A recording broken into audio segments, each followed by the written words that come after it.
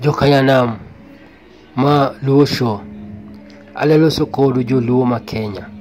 Ma kino video na mar ariyo madaloso kodu madang'iso kaka jokarabon gi ochawa. Jokarabon gi ochawa. Jokarabon gi okoherowa. Jokarabon gi omadharawa. Adang'iso picha mantie kani ung'e nyako ni. En nyako moro mane tangaza ga habari kata ne tangaza ga news moro kata tangaza gik moko kwa radio moro kai 96 anaita kamene o kameme.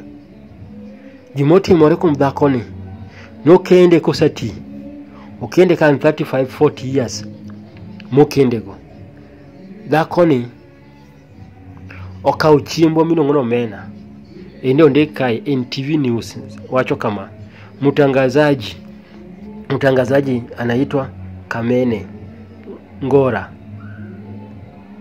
ashangaza watu, ashangaza kwa kuosha omena kwa sabuni kabla ya kupika.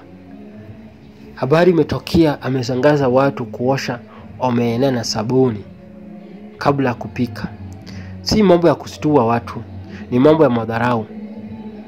Maa ngano chawa. Gimumia watu no chawa. Inyaka uchimbo aje kaka chimwa joluo. Ilwoko gi sabun nikech dum.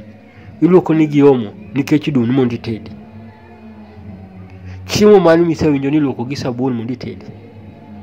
Chiemo mani misewinjo ni ilwoko gi omo mondo itedi kata kadum. To kiwiti. Kadum to kiwiti. Kokethore to kiwiti. Kikia tedo to kiluonga to te opuonji tedo kaka itede. Kodum to ngamuko ni nyiewe. Ngamonu ni chuni ni mondo idhi nyiewe kata ngamonu chuni ni mondo ikawe kama nitie. Nikech ma dhako ni ok en jaluo. Dhako ni ok en abandu. Dhako ni en Kikuyu. Omena otimo gang'o? Omena otimo gang'o?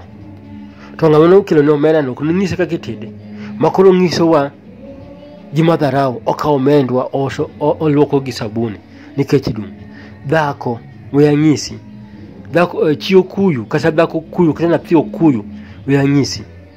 We gi chiembwa wan chiembo kodwa.